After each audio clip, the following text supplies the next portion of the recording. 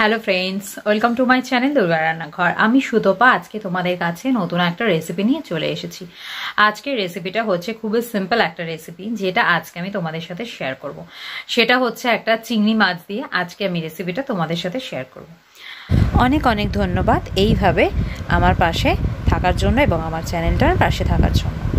এবং যদি আমার ভিডিওগুলো ভালো লাগে তাহলে কিন্তু অবশ্যই লাইক, শেয়ার এবং সাবস্ক্রাইব করে দিও। আর পাশে থাকা বেল বাটনটা কিন্তু অবশ্যই প্রেস করে দিও, যাতে আমার নতুন নতুন নোটিফিকেশনসগুলো তোমাদের কাছে খুবই চটজলদি পৌঁছে যায়। চলো বন্ধুরা, এবার তাহলে রেসিপিটা দেখে নিই। আমি এখানে 2 টেবিল স্পুন পোস্ত নিয়ে নিয়েছি। জেকের পোস্ত আমি এখানে ইউজ করছি।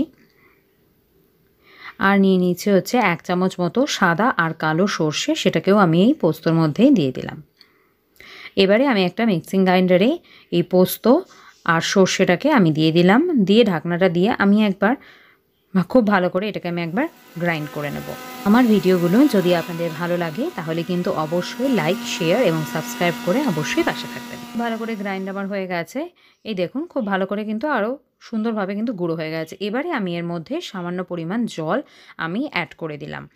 আর এর মধ্যে অ্যাড করব হচ্ছে 2 থেকে 3টে মতো কাঁচা লঙ্কা। আপনারা এবারে যে যেরকম ঝাল খান তো সেই অনুযায়ী আপনারা কিন্তু ঝালটা ইউজ করবেন। তো আমি এখানে দিয়ে দিলাম হচ্ছে সামান্য পরিমাণ মতো নুন। নুনটাকে দিয়ে আরও বেশ কিছুক্ষণ রেখে আমি এটাকে আরও একবার মিক্সিংটাকে ঘুরিয়ে নিয়ে খুব সুন্দরভাবে এটাকে পেস্টটাকে আমি রেডি করে নেব।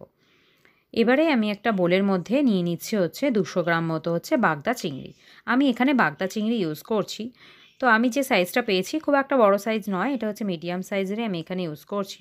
তো আপনারা চাইলে যেরকম পাবেন বাজারে তো সেরকম আপনারা ইউজ করতে পারেন।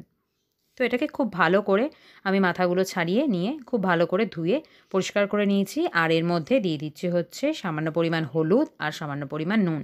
এটাকে দিয়ে খুব ভালো করে আমি এটাকে মাখিয়ে নিয়ে 3 থেকে 4-5 মিনিট মতো আমি এটাকে রেখে দেবো। এবারে আমি একটা ফ্রাইং প্যান বসিয়ে দিয়েছি। ফ্রাইং প্যানটা খুব ভালো করে গরম হয়ে গেলে এর মধ্যে দিয়ে দেবো হচ্ছে বেশ কিছুটা পরিমাণ সর্ষের তেল। সর্ষের তেলটাকে আমি এবারে বেশ কিছুক্ষণের জন্য একটু খুব ভালোভাবে গরম হতে দেবো। খুব ভালো করে গরম হয়ে গেলে গ্যাসের ফ্লেমটাকে একটু কমিয়ে দিয়ে আমি এর মধ্যে নুন আর হলুদ দিয়ে মেখে রাখা চিংড়ি মাছটা দিয়ে দিলাম। দিয়ে এবার আমি এটাকে হালকা হাতে চিংড়ি মাছগুলোকে হালকা লালচে কালার করে ভেজে নেব।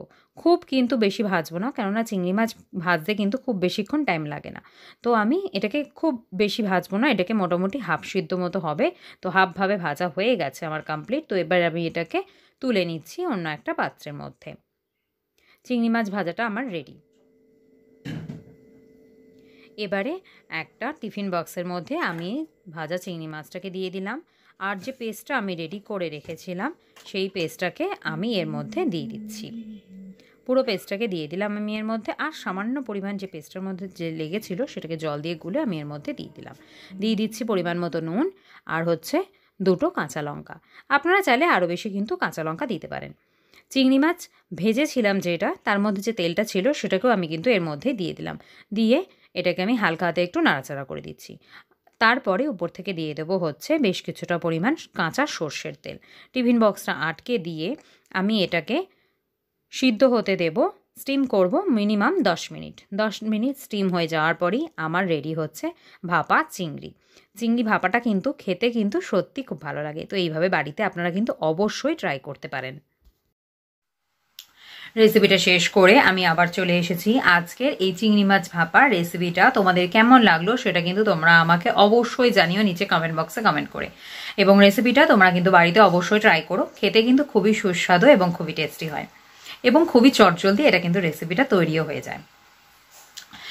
চলো বন্ধুরা, তোমরা যেভাবে আমাকে সাপোর্ট করছো সেভাবে কিন্তু অবশ্যই সাপোর্ট করতে থেকো। এবং যদি আমার ভিডিওগুলো ভালো লাগে তাহলে কিন্তু লাইক, শেয়ার এবং সাবস্ক্রাইব অবশ্যই করে দিও। আজকের মতো তাহলে আমি এখানেই বিদায় নিচ্ছি। নেক্সট ডে তোমাদের সাথে আবার দেখা হবে অন্য কোনো একটা রেসিপি নিয়ে। তোমরা সবাই ভালো থেকো, সুস্থ থেকো, হাসি খুশি থেকো এবং সবাইকে ভালো রেখো। আজকের মতো এখানেই বিদায়। Tata bye.